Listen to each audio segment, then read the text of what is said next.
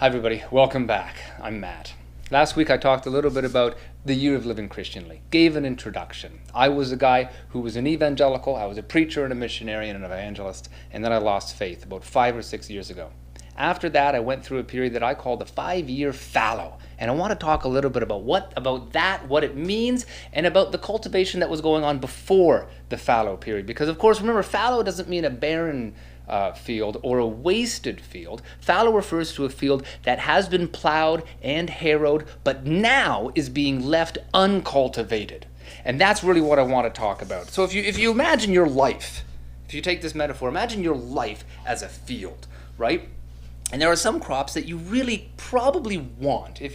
Most people probably want some things to grow out of their lives. They want to increase maybe in love or in joy, or I think about the fruit of the Spirit right off the bat. Love, joy, peace, patience, kindness, goodness, faithfulness, gentleness, and self-control. Against such things there is no law. These are fruits that probably require cultivation to get growing in your life. And also in your life, there's probably some aspects that you don't actually like.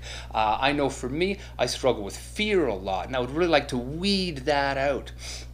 So cultivation, which I'm interpreting as kind of like an introspective working on your soul and your mind and your habits in accordance with some plan or regime, cultivation is probably an important thing in anybody's personal development.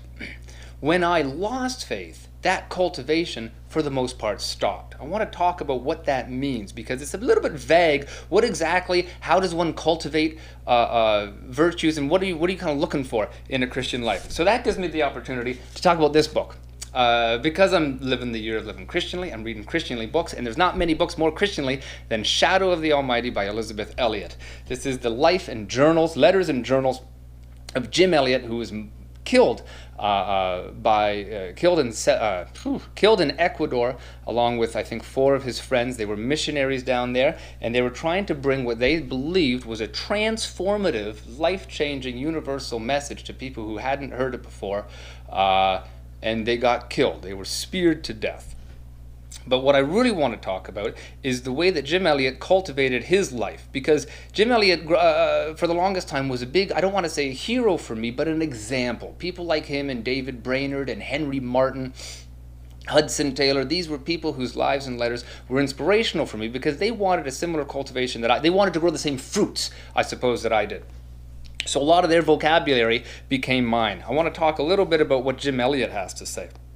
Because we need to understand, when we're looking at religious things, when we're looking at spiritual things, it's really important that we get it from the insider's point of view. If we're going to ask questions, like, for example, if we're going to talk about video games, I don't want to talk to some out-of-touch parent who's critical of video games, because they don't understand it. I want to talk to somebody who's into it, who understands that the experience of playing a game is very different from watching somebody playing a game. It's the same with religious and spiritual pursuits. On the outside, they look kind of stupid. I remember I was reading this way back when I was at work, and a guy came into my office, he picked it up, he's like, some people call them missionaries.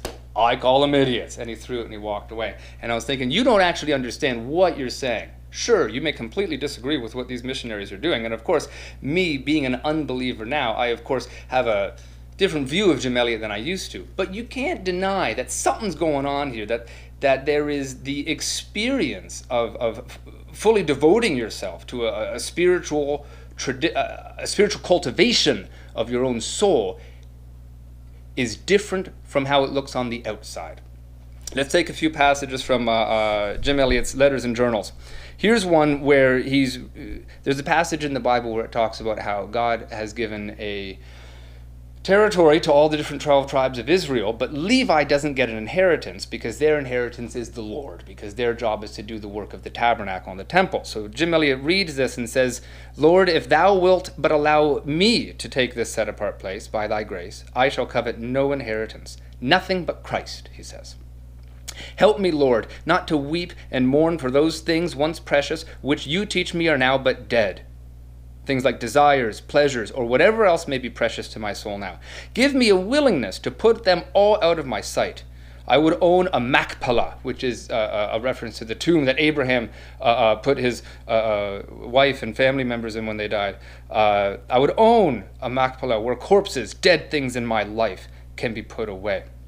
Jim Elliot wanted something more than what the life would give him. He wanted some sort of a connection with the divine, and he felt like he had experienced it. Look what he says. "Oh God, save me from a life of barrenness." And what's a life of barrenness? Following a formal pattern of ethics.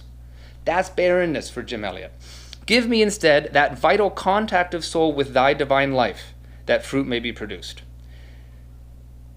A lot of times we think that religious people are those people who follow legalistic rules, but generally that's not the case. A guy like Jim Elliot is terrified of following a formal pattern of ethics because he wants fruit that is grown from some sort of contact between his soul and the divine life. And of course, this is all through evangelical theology, through the death and resurrection of Christ, and through atonement. That'll be another video. Here's one. He has very self-sacrificial rhetoric. Here's a line.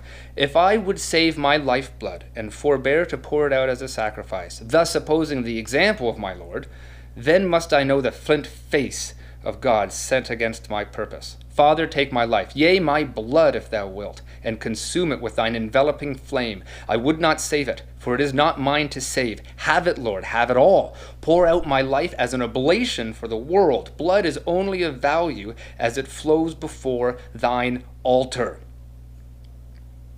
That sounds weird, eh? That sounds kind of intense. He's talking about becoming the sacrificial lamb.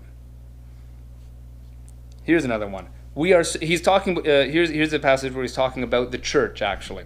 "We are so ordinary, so utterly commonplace, while we profess to know a power that the 20th century does not reckon with. But we are harmless and therefore unharmed.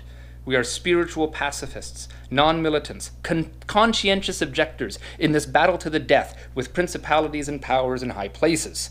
Meekness must be had for contact with men, but brass, outspoken boldness is required to take part in the comradeship of the cross. We are sideliners, coaching and criticizing the real wrestlers while content to sit by and leave the enemies of God unchallenged." Some real militant language, eh? It'd be very, very easy for someone who doesn't kind of understand to interpret this physically, as if the enemies that he's talking about are people. But actually, interestingly enough, Jim Elliot was a pacifist. He was he didn't get called for the draft. He was living in the 30s and 40s, but he didn't get called. But if he had, he would have been a conscientious objector. He's talking about spiritual battle, and by that, it's really a soul's cultivation, right? A sort of a radical lifestyle devoted to the tenets of Christ, which he believed would produce fruit that lasted for eternity, right? Here's his two most famous lines. "One treasure, a single eye, and a sole master." That's the cultivation of Jim Elliot, and scores others who are sold out for their traditions. One treasure, a single eye, and a sole master. For Jim, there was only one crop that he wanted to cultivate. And there's a lot of different biblical language that we can put it in. He wanted to know him and be like, know Christ and be like him in his resurrection. He wanted to taste and see the goodness of the Lord. There is a thing in, I think, most religions where it's the contact with the divine, which is a transformative and powerful fruit-bearing experience. And of course, Jim Elliot's most famous line, "He is no fool who gives what he cannot keep to gain what he cannot lose." You can't keep the world, but if you're in relationship with Christ, you can't lose that. So this is just a small sample of some of the rhetoric that Jim Elliot has in his journals. A man whose only desire in life is to please Christ, to be like Christ, and to tell more people about Christ. And now I'm not going to say that I was cultivating my life like Jim Elliot, but people like Jim Elliot and others doing similar work, Hudson Taylor, David Brainerd, Henry Martin, these were people who kind of made up my spiritual vocabulary. They were examples that were set before me, and I desired a cultivation of my own life that was similar to theirs, and I would be using their examples to do that. So when we talk about the 5 years fallow, what I'm really saying is that idea of a one treasure, a single eye, and a sole master, that stopped. That sort of single-minded plowing, that cultivation, that was over. Because, well, now what? These passages, and probably most of the book, is going to seem either completely foolish or resonate very strongly with readers and listeners. And I think that's partially because actually engaging in this long obedience in a single direction of a self-cultivation, a spiritual mindedness, and taking on these ideas, because you see in Jim Elliot's writing, it's all centered on Christ, the death of Christ, the resurrection of Christ, and he's continually applying that story to himself, the suffering, the death, the resurrection, again and again, for the eternal weight of glory that's not worth to be compared to the small momentary suffering that we go through in life. So it's this nugget, this truth in his mind that he is in a secure place with the divine. It's giving him the power to kind of rise up, radically cultivate his life, and live in such a way that he's dead before 30, right? Now, whatever you want to say about the wisdom or foolishness of that, and of course, you know my convictions, I'm not a believer, but whatever you want to say about that, that's power. That's some serious power, because I don't think I could do that now for any cause that I could think of. But I could picture me doing that before, and part of me was kind of shooting in that trajectory, hoping that I would be able to live my life spreading the message of Christ and you know, come what may, sort of thing. Because there's power there. I mean, that quote where he talks about how we're just we're so ordinary, but we profess to know a power that the 20th century doesn't reckon with. I believed that too. So when that's gone, that cultivation that I aspired to, following examples like Jim Elliot and other people, when it was gone, the cultivation stopped, because what am I going to do with the plow now? So when I say 5 years fallow, what I mean is I stopped plowing and I kind of let grow what would. I just let grow what would. So it has not been an unfruitful time, these 5 years fallow. I've been growing. I've been growing in skill. I write better than I did 5 years ago. I have a better relationship with my family than I did 5 years ago. I have more friends and communities. I'm part of different writing. I've been to school for 5 years. It hasn't been a wasted time. It's been a great time. But it's been fallow, which means I haven't had an overarching direction for the whole life, which is something that I had never had before. I had always had that single direction.